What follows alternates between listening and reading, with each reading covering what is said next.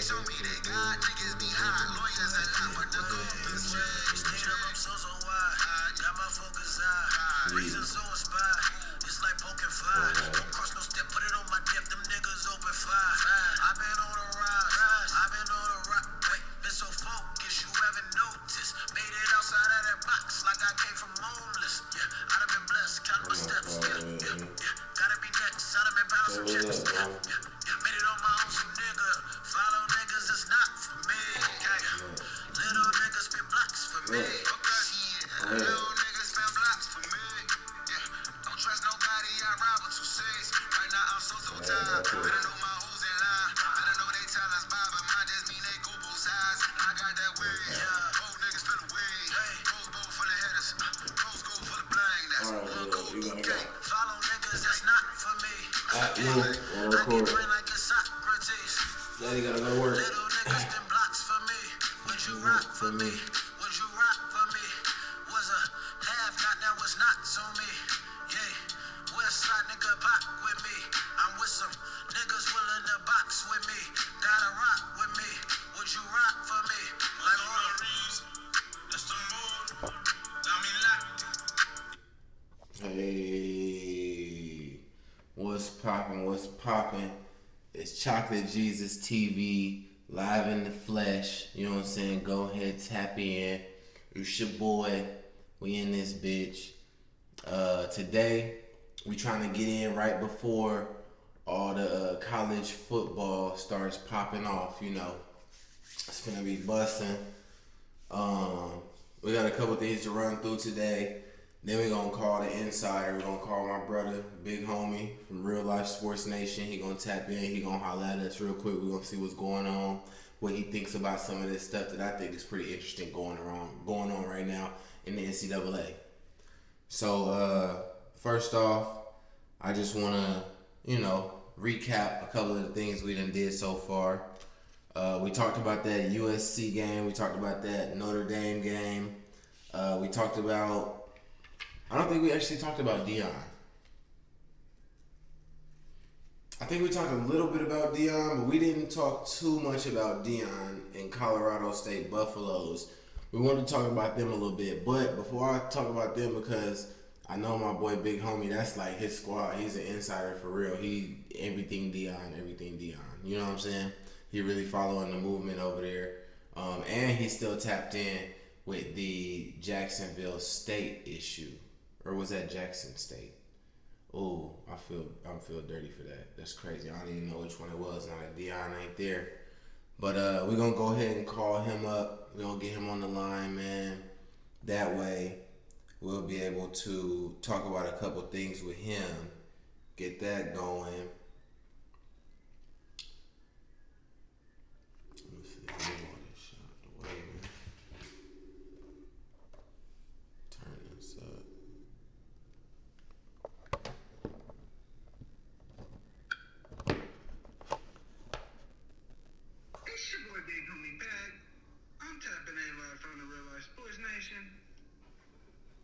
What's poppin' with you? Pac said he tapping in.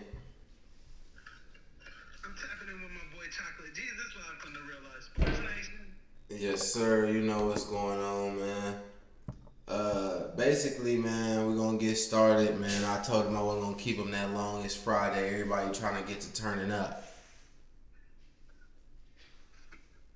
I get dig. But basically,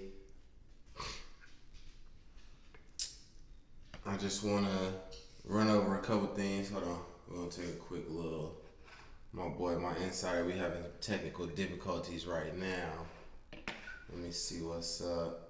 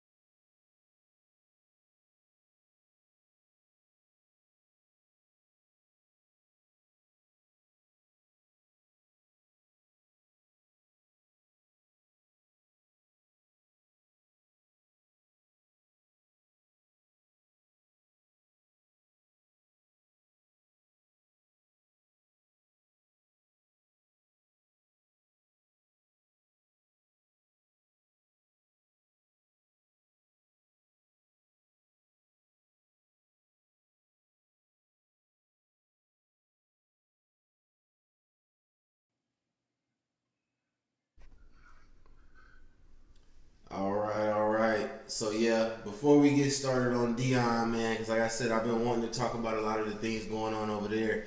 We got to call our brother, big homie, the insider from Real Life Sports Nation. We got to tap in with the nation, see what's going on. So let me go ahead and connect him in real quick. Brother, you live? It's your boy, big homie Pack. I'm coming live from the Real Life Sports Nation, and you know I'm tapping in with my boy Chocolate Jesus. Yes, sir. You know it. You know it. Yeah, man. So, like I said, we gonna start off with a little bit of Colorado just because they're the noon game. They got the first game tomorrow. Colorado versus the reigning runner-up champions, TCU. So, my first thing that I want to say is, you know, I do think that people need to pump the brakes, not really on the getting the awareness and the namesake out and the popularity going, but people don't need to expect results immediately. Because one thing I say is Deion definitely is a good football player, one of the greatest of all times. He's a baller. He does it up. But this Colorado team is not, just it's not a overnight thing. Especially that Colorado team that they had last year. He didn't come to a Florida State that had decent players that just wasn't very good last year. He went to a bottom of the barrel, of the whole country's barrel, deep down in there. He went to a bottom of the barrel team. Like bottom of the barrel team. Colorado Buffaloes. Pac-12, one of the worst divisions in the Power 5. It's probably not going to be here any much longer. You guys can go look at my brother, Big Homie Pack, his podcast. He has some episodes up right now, some think pieces, some discussions, where he's talking about the Pac-12, man. It's sad. It's just, you never thought you would see it so soon. And, it's just such a shocker. But we ain't going to get in on that, man. We're going to have plenty more episodes, plenty more content and stuff like that. But like I was saying, man, Deion turning this thing around to a contender, just pump the brakes, man. Slow down, everybody. Now, what do you think about Deion, man, before I start running some of these little cuts that I got from your favorite boys, Skip, Michael Irvin, Keyshawn, and Richard Sherman, the 10 Shannon Sharps, you know what I'm saying? The only thing I'm going to say is ESPN Analytics has TCU at a 91% chance of winning. And I'm not a betting man, but if I was, upset alert. Yeah, man. I'm on the Deion train, baby. Go Prime. I'm not rocking with that. A 91% and you going with the upset alert? Go Prime. Okay. So look, let me say this then, since we doing that. How about what positions of strength do you guys have over at Colorado? Hey, we ain't gotta get into all the details. We gonna shock the world. Okay, I feel you. See, now you sound like Prime, and I can't never argue with a brother who's working on faith, who operating on faith like the good Lord. You know what I'm saying? So I can't argue with that, brother. I just got facts. I can't argue with faith. So I'm gonna let you rock. But you're now tapping in right now with Big Homie from Real Life Sports Nation. Tap in with the nation. Right now you got hosting Chocolate Jesus, Chocolate Jesus. If you religious, you can say Jesus. It don't matter. You know what I'm saying? We live in the flesh, baby. We going in college football, NCAA week 1. So, like we were saying about the whole Colorado and TCU thing, you believe that they're going to be able to win, upset, shock the world. So, honestly, man, I know it's not likely, but my heart wants to see it happen. I want to see him shock the world. okay, well, I can see that, man. I can see that. I'm not mad at that. But I do got a couple clips for you to listen to real quick. This first one's going to be Michael Irvin talking about, what he thinks about Deion, and coming off of the previous sentence, him saying that he's been down there to visit Deion. he has a relation with Deion. He knows what's going on, and he knows Deion, his plan. So here we go right here. You ready? I'm ready. I'm telling you right now, give him 2 years, he's in contention. Because he'll come up with 5 or 6 wins this year. They only won 1. And he's going to take them 6 wins. He's going to go back into them homes and back to those places where, boy, and start talking to those people. It's muted somehow.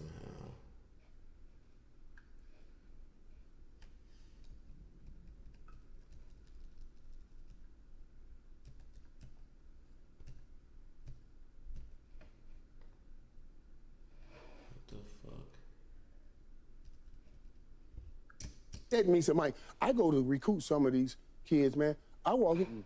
I've seen parents go in the room and come back out with their bandana. Said, man, I used to wear bandana, the same bandana like you. He said, I know I got that kid. Yeah, you know what I mean? He has a plan and he's strategically putting it together. Give him 2 years and you will see. I tweeted, I said he's about to unveil his greatest masterpiece. And I guarantee you he will. And he is doing it his way. His way, and you got to give him that, Skip. Different way. We talked about that, Sherman, on the ride here to work. He didn't go, he's the greatest cornerback ever. He didn't go sit at some. Wow, okay. Now I'm actually.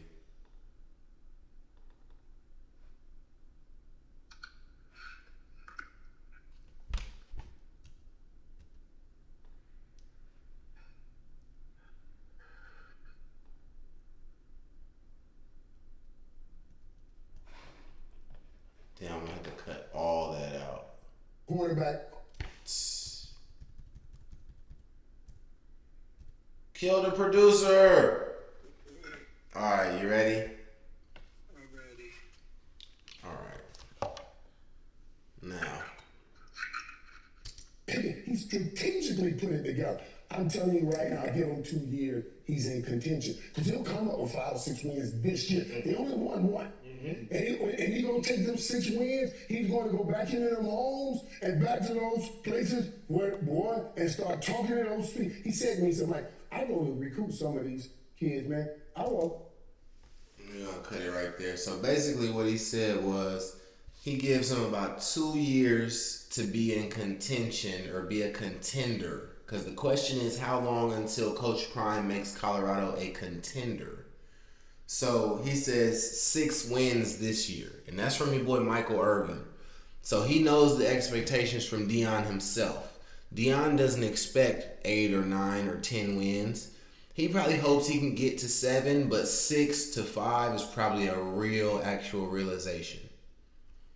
So, do you have anything, like how long do you think it would take until Coach Prime turns it around into a contender over there?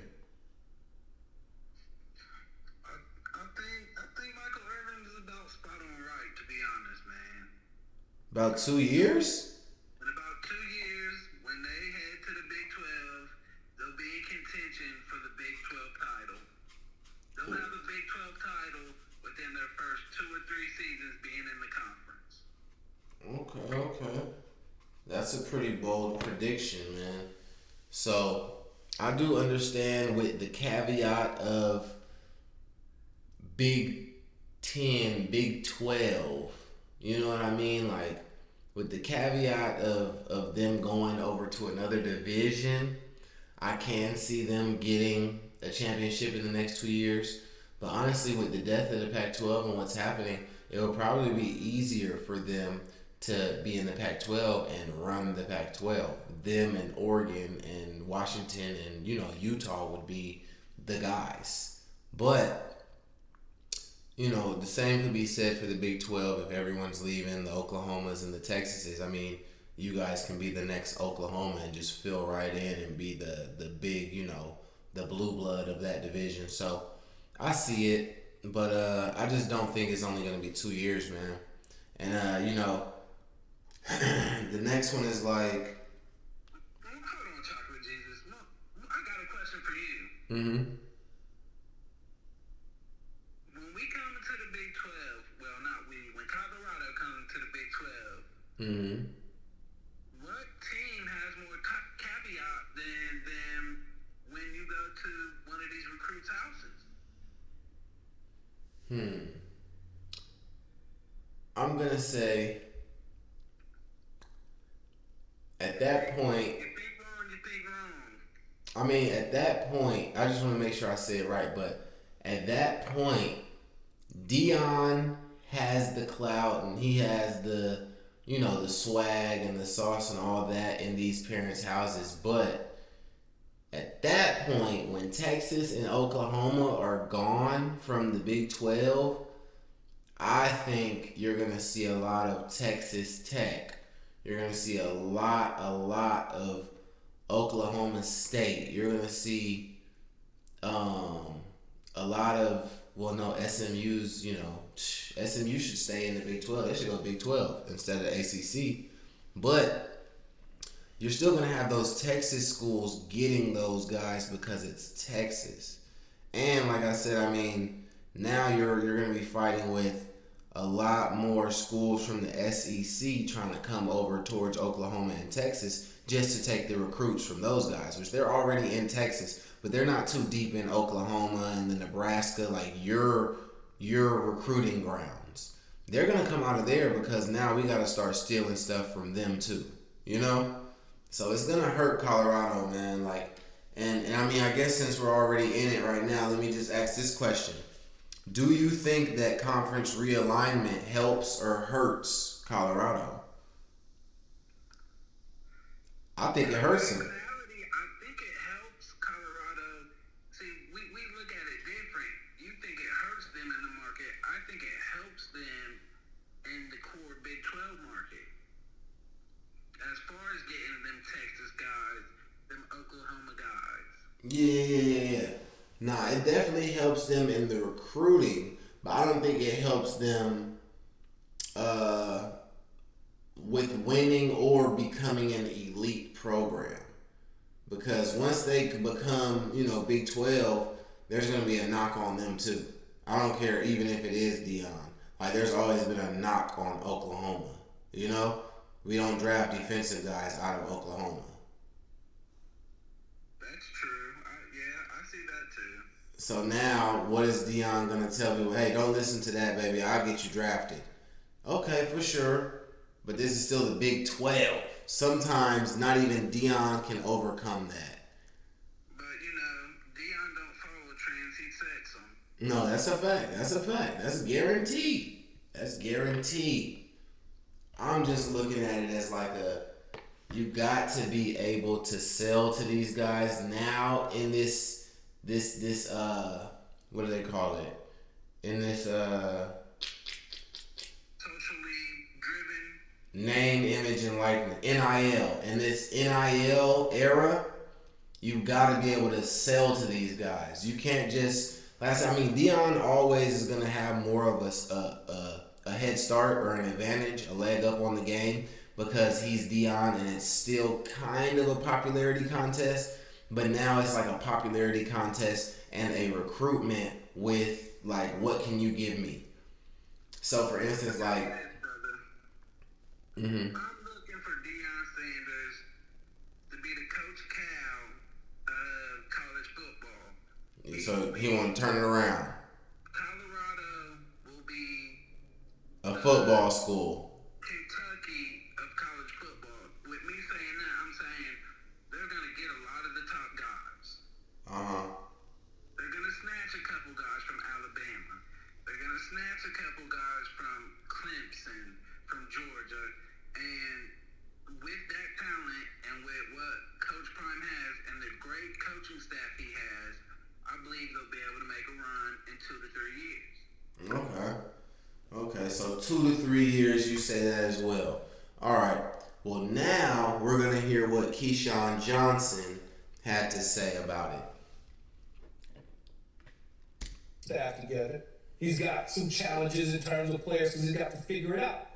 But he will. He's figured out everything, whether it was the Atlanta Braves, the Atlanta Falcons, the 49ers, everything, right? The Cowboys, whatever, the Yankees, he figured it out. He's a winner in life, right? He understands the goals at hand.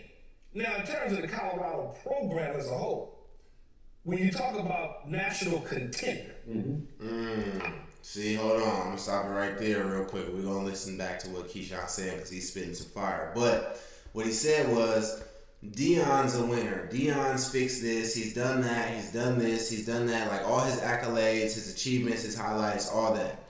They said Deion is a verified winner. We know he could turn it around. But this right here, this school, this team is not a winner. Deion is. So it's going to take a year or two, like you and Micheal Irvin said, to switch things up and change it from a losing program, a mediocre program, to a winning program, to a championship program. But where I differ, I say it's going to take about 4 years. And on that fourth year, you know, it's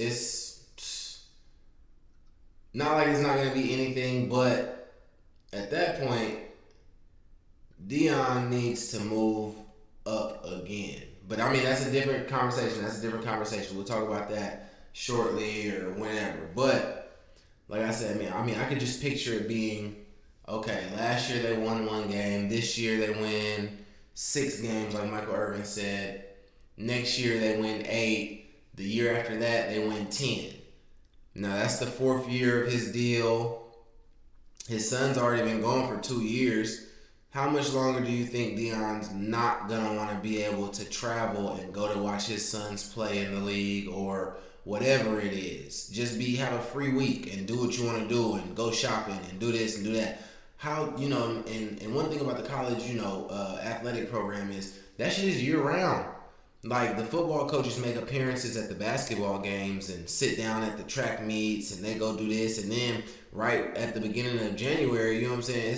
It's not even January. I would say December, November, these guys are recruiting. Like in the middle of their season, they got their side coaches out recruiting. Soon as it gets to January 1st and we're not in a bowl game or we're not a championship contender, I'm already out meeting with parents. Like he doesn't get any time, you know what I'm saying, maybe the 2-3 week dead period in the middle of the summer to do something with his family, take him out of the country. But it's rough. Like I said, he's going to get tired of that shit when he's not coaching his kids. But now I'm going to let Keyshawn finish what he was saying because he did say he's got a plan, he's got a long journey ahead of him, but he's going to get it done, just not today. Like, it's not overnight. So then let's finish what he says. I don't see them being national contenders for at least 3 to 4 years. But in that time of 3 to 4 years, Deion may not be there. See, now we wasn't even finna get to that point of the combo. I just wanted you guys to hear 3 to 4 years at least. At least, because let's just say he gets 35 star recruits next year, right? 30, an unheard of number. 35 star recruits. They're all not gonna play 5-star football their freshman year. You know what I mean? I agree. That's year 2 down the drain. Not contender. Year 3, maybe you got some guys who are playing 5-star ball or playing All-American, playing all da-da-da. But you guys haven't gone up against the Georgia, the Alabama, the Ohio State, the who else? I mean, I don't even want to name like a super big dog like the teams I just named, but I mean, you guys haven't even went up against a Clemson or an Auburn like at the end of the year in rare form. You know what I mean?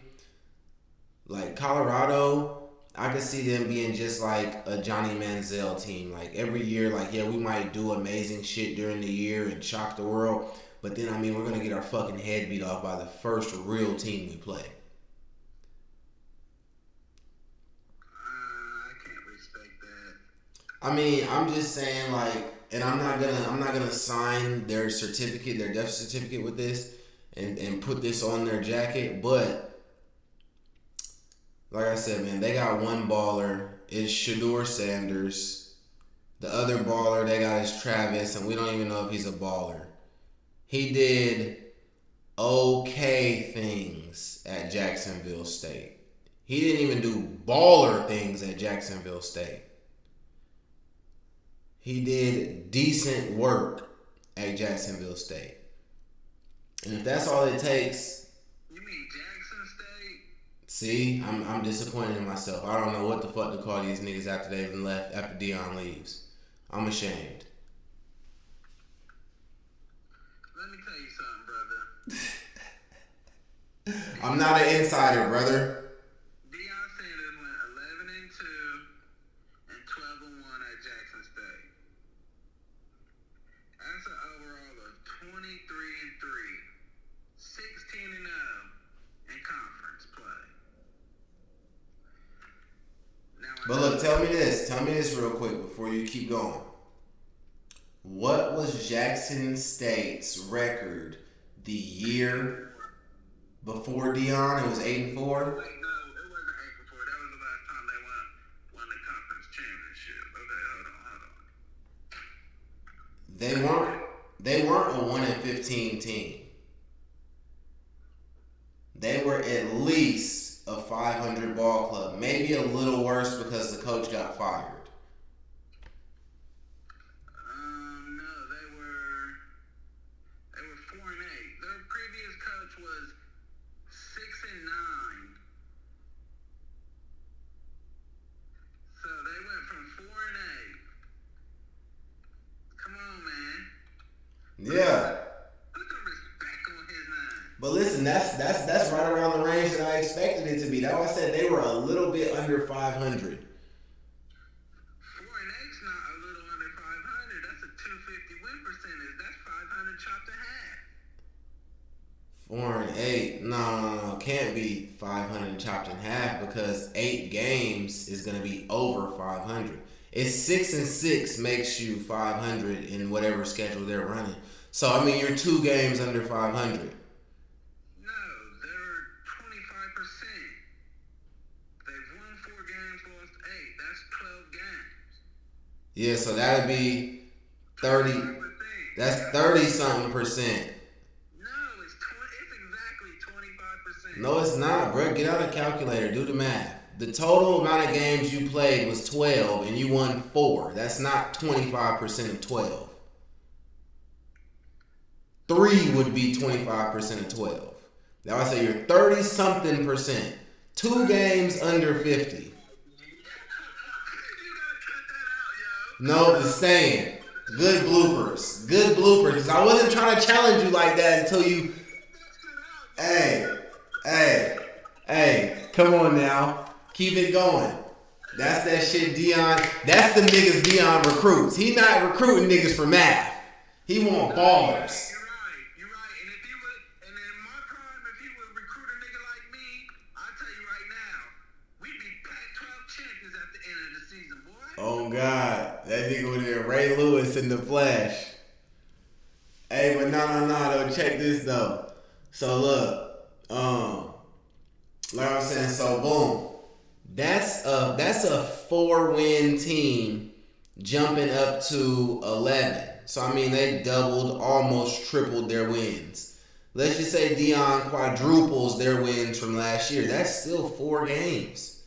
Like I said, like that's a horrible team, bro. And then it's different when like a school like Jackson State, they have the guys in the trenches to compete with a Bethune-Cookman and with a Delta State and a, you know what I'm saying? They have the guys to compete with those guys. It's just they didn't have the coaching, they didn't have the recruiting, you know what I'm saying? But they have the level of guys, like HBCU guys at this level, they have that level. Colorado doesn't even have the level of Pac-12 guys. You know what I'm saying?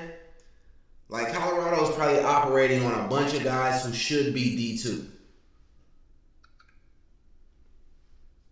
So now that that's out of the way, fucking the last thing, we're not gonna listen to Keyshawn no more, talk about Coach Prime probably leaving. But we are gonna say, I think, who is this? I think this is Richard Sherman we're gonna listen to next. And this is gonna be the last clip before we get off to the schedule. And this is gonna be a sound clip right here. The question is how it's going to turn around. Exactly. 3 and 4. Let me tell you what you do. And I said you too. Let me tell you what you do. The division changed. Remember, they restructuring all these. They're one of the Big 12. A lot of people right now, trust me, Deion right now, Deion said right now, Michael, I can play in the skill position. All I'm worried about is the big boys. Yeah. And in a few years, getting some big boys in here, big boys. But boom, there it is there. Like I said, man, football is different because you got to have the boys in the trenches. I don't care how good you are at skill position. That's why USC hasn't won shit in forever. Because we have a good quarterback, we got good receivers, good skill positions, but if you can't fuck with the trenches, a team like Mississippi State will fuck around and whoop you on a good day. Because they're just gonna sack your guy 30 times. Or even if we can't sack your guy 30 times, your defense can't stop my fucking 5 hogs over here just running over your team. I got 5 hogs. Hey, man, we just going to run it. Run 37 times in a row like we're Navy or Georgia Tech. We'll smoke these dudes. And that's what somebody's going to do to Deion before he gets those big guys. Before he gets them hogs down low, motherfuckers is going to abuse him. But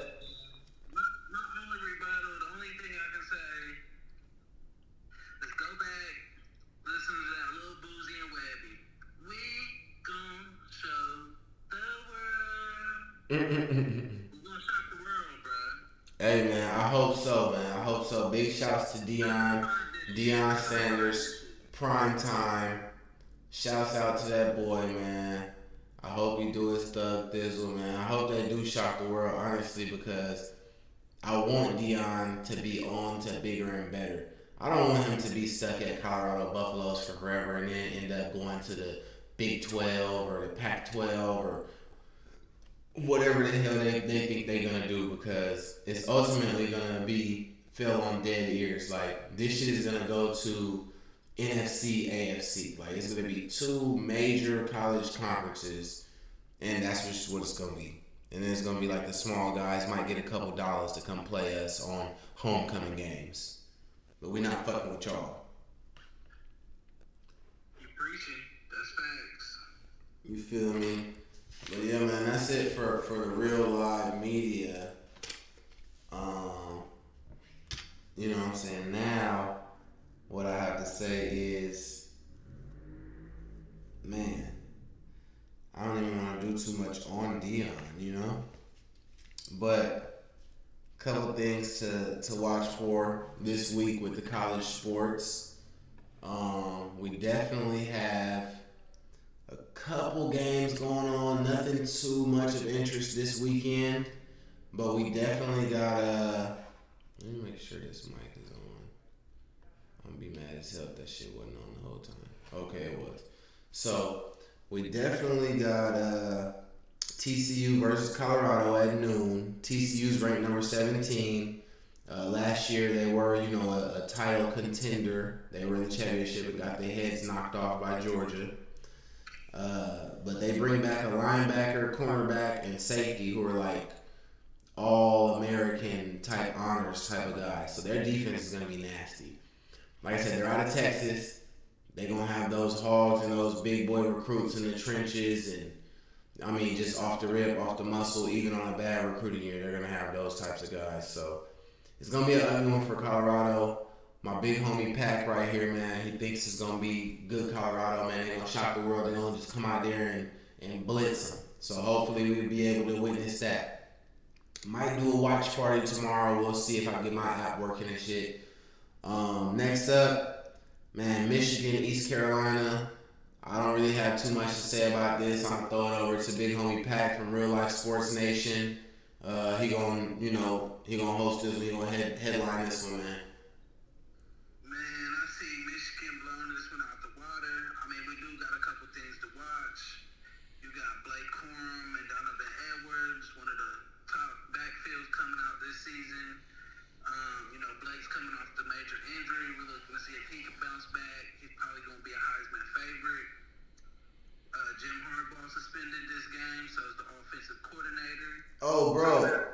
So I looked that up as more research, and initially it was a 1-game suspension. It's 3 now, not 4. It's 3. Starting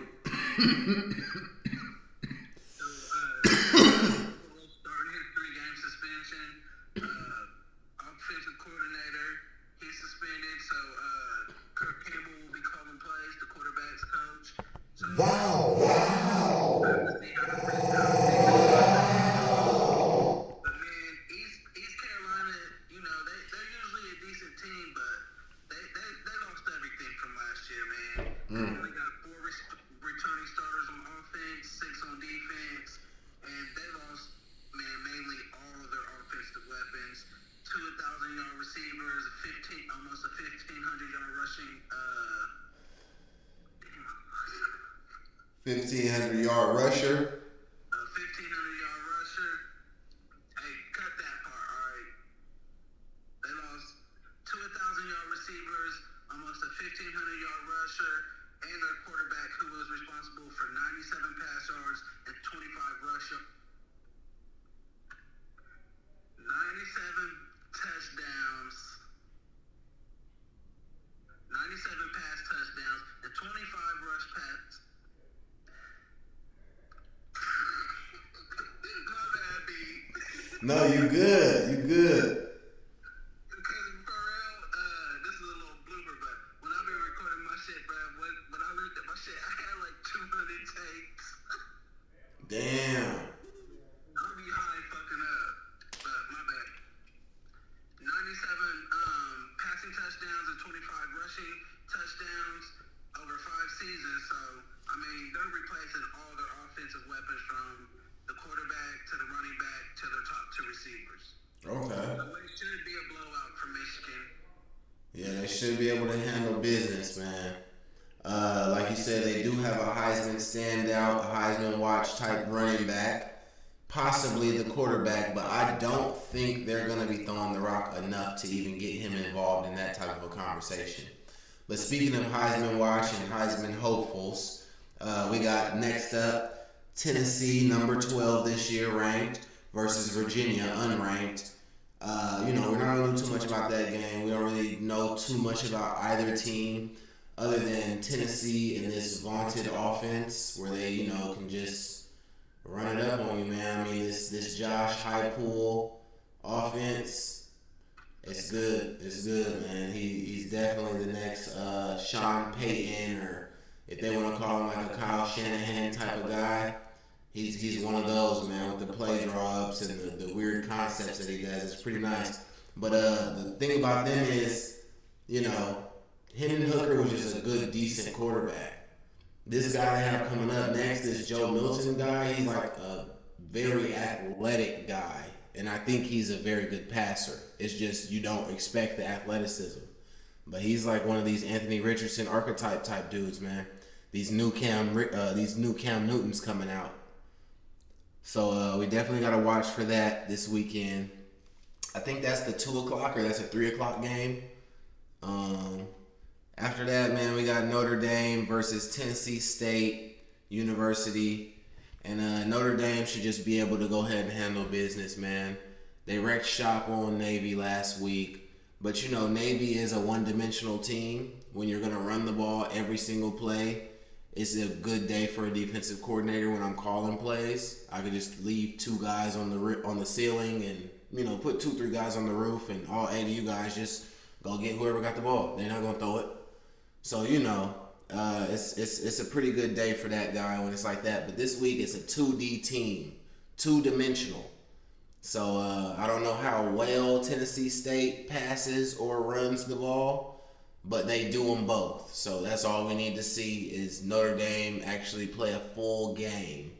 And hopefully they can continue the momentum they had last week. What are your thoughts on that, big homie? Man, I'm definitely tapping in with the Irish.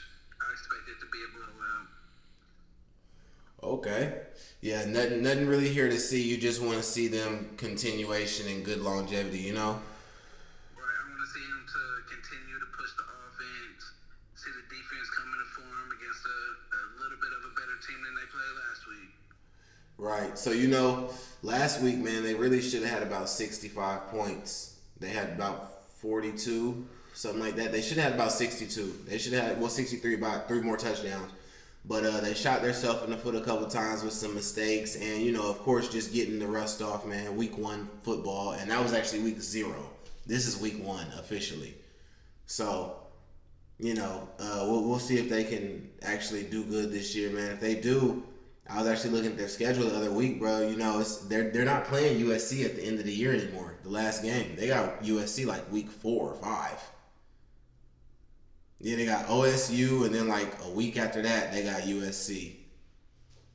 Like October 15th. I was like, whoa, it's like game 6, game 5, something like that. They got USC. So if they can get these two out the way, like while they're running strong, they got a easy rest of the schedule for the rest of the year to rest up and just smooth everything out before you get to playoffs, and no surprises. No injuries. We could play people, get the score up to 35-7 or 42-14 or 21-42-21 and pull out our starters. Let's get the second guy some work, man. Let's get these guys some reps, some real game reps, not fourth quarter, 3 minutes to go reps. You know what I mean? Real reps. Don't let them score. If they do score, second team offense, go out there and get us in field goal range, or let's get a touchdown. So it'd be a good game to watch for Notre Dame, man. There's going to be a lot to tell off of this meaningless, essential game, Last one, man, this is going to be a light week of action. Really light week of action as far as college football goes. There's a lot of games going, but it's none that really going to intrigue anybody unless you're just a fan of the team. LSU, ranked number 5 versus number 8 Florida State University. So Louisiana State University versus Florida State University, the battle of the must-win off the rip. It's the only ranked matchup this week. The only teams that are playing a ranked opponent like each other. So this is a must-win off the rip. If LSU loses this game, you still, at the end of the year, even if you win the SEC, you won't be able to make it into the playoff. Because this year, let me remind everybody, it's still only 4 spots this year. Next year, it expands. This year, there's only 4 spots. So you got to win your conference, basically. And you've got to have no losses because there's 5 conferences. So if everybody gets there, like everybody, not everybody goes without a loss. But I mean, if you have a loss and the other winner has a loss, it makes it a conversation because we got 5 winners. That's how TCU got in last year. I forget who they left. Oh, they left Alabama out. They left us out. They left out Roll Tide because we had 1 loss and we were not a division winner.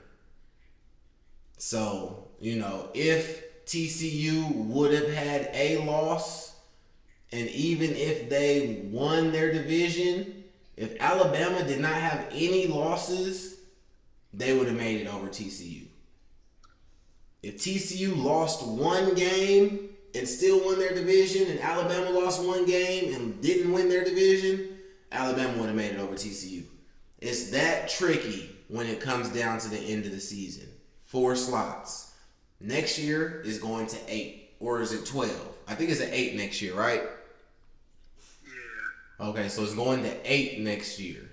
So it'll be a little bit easier. If you win your conference, you pretty much guaranteed a slot. We don't know which seed, but you're guaranteed a slot. Then the eye test guys can get in. The runner-ups and teams that really just whooped shit all year, but didn't have a division or have a very strong schedule. But yeah, man, so that like we said, man, that makes it very tricky for LSU and FSU, man. It's dangerous, bro. That's a scary thought when you have a must-win. When you have a must-win on the first game of the year. You have to win this or else your season's over. Because Florida State's going to lose to somebody like Clemson. LSU's going to lose to either Bama or Georgia or a Tennessee or a Florida. So, I mean, if you lose today, you're definitely going to have 2 losses. Let me tell you something, brother. I expect for Florida State to upset LSU like they did last year. I don't think that's what happened, though. That is what happened. Wow, so Brian Kelly lost that first game and then didn't lose another one? Yes, sir. Us Notre Dame fans will never forget the fact he lost his first game at LSU. That's right, that's right. They're going to hold on to that for forever. But let me tell you something. This kid, Travis Hunter, the quarterback for FSU, I think he's one of them guys. Is that his name? I thought it was something else. Jordan Travis. Jordan Travis. Yeah, my bad. Jordan Travis. We see you, Jordan Travis. Yeah, they see him. So, yeah, man, we got to watch out for that, whether he can get this team back on par. And they did beat LSU last year, so that's something to watch for, man, whether they can do it again, man, and cement it that they actually are here to play for real. So, like I said, man, it's going to be a real light week of college football, man. Those are really the only games that are worth watching. Now we just got a couple little newses around, a little bit of news from around, NCAA. Let everybody know what's going on, man. Basically, Georgia, new quarterback. That's what to watch for. They got a guy named Carson Beck. Crazy vertical passing game. Like, either this guy will lead college football in interceptions, or Georgia will lead college football with the best offense ever had. I'm going to say it like that. The best offense to ever play college football. If this guy is on the money how he's supposed to. This dude doesn't throw anything under 15 yards. This guy's a maniac. You hear me? You hear me, big homie? I hear you. This quarterback from Georgia, this guy, Carson Beck, is a maniac. I'm not going to lie to you. I'm a natural-born Bulldogs hater, so, when it comes to me, seeing is believing, he's going to have to show me.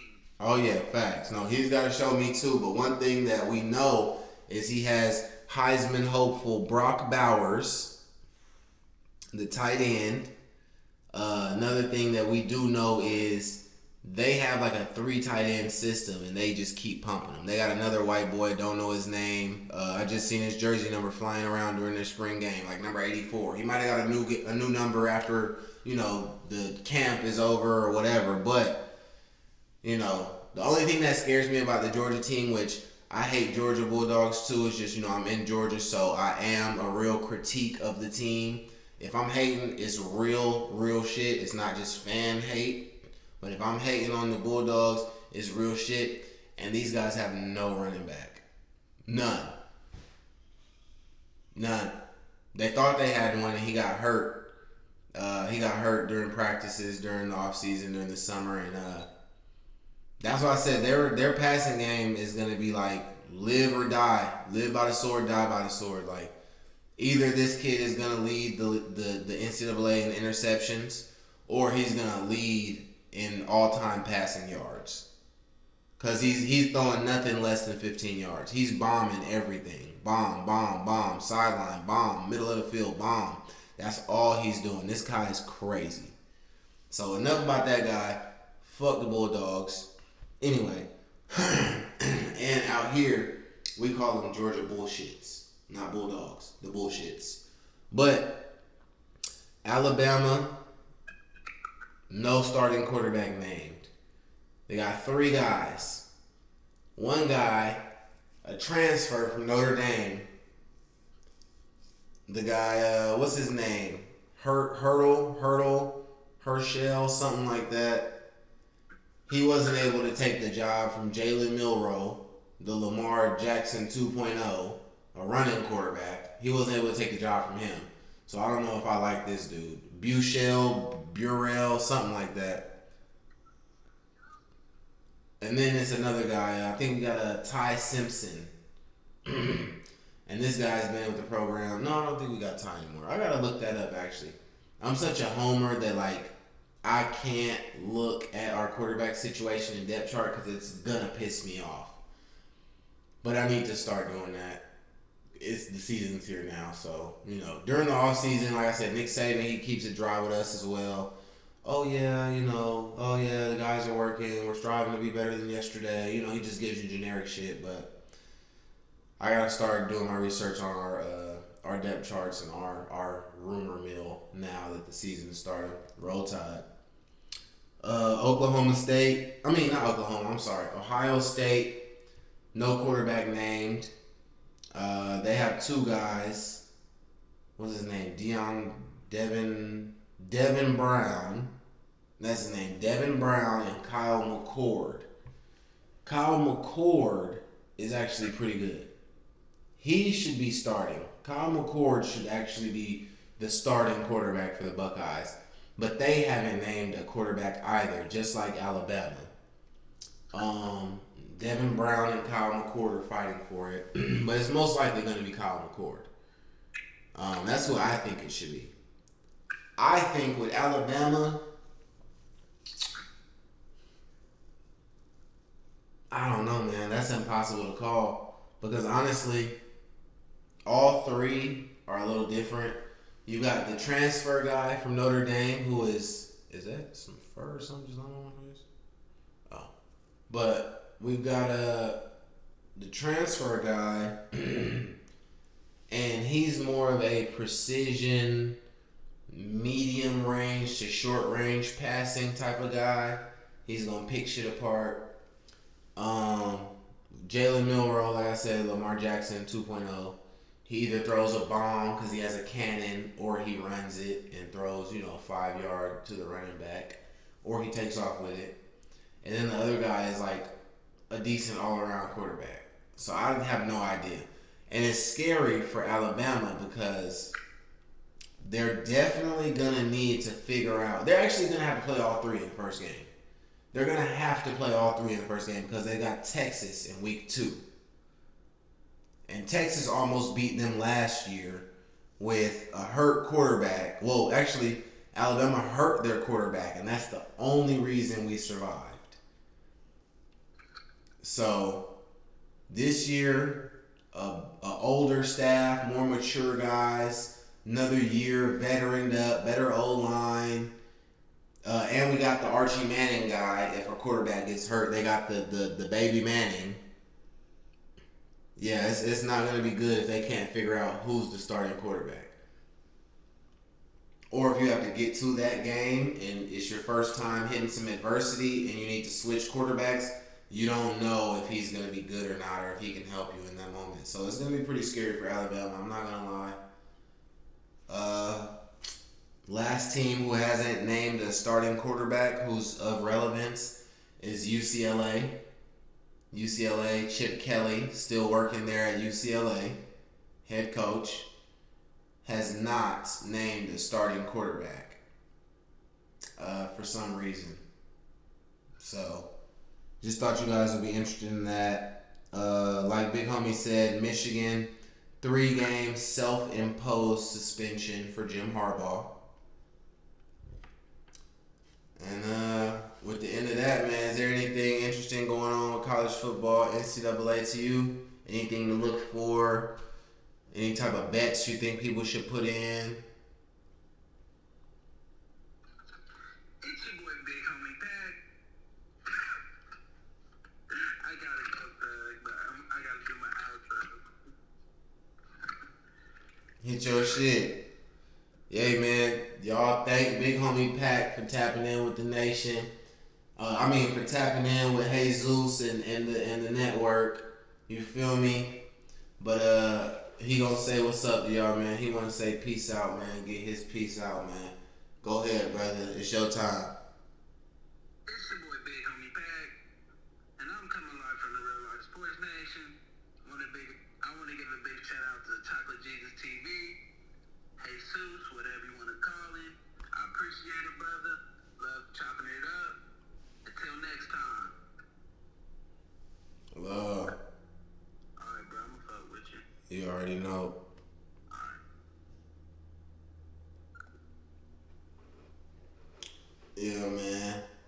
that was Big Homie Pack, Real Life Sports Nation, RLSN. Check him out, man. He drops the daily podcast about different things going on around the landscape of sports, period. So you'll catch him on there talking about a 30 for 30. You'll catch him on there talking about Hard Knocks. You'll catch him on there talking about baseball, talking about hockey, talking about the death of the Pac-12. That's what he's on right now. He's got a little series of like the death of the Pac-12 and just the evolution and things about this going on with college football, man. And like I said, we don't just do one sport, man. If it's something interesting, man, and it intrigues us, we're gonna do it, man. We're gonna check this shit out. But that's it for this one, man. I'll be back to you guys with another video another time, man. I'm a show, we're gonna resurrect, you feel me? Peace.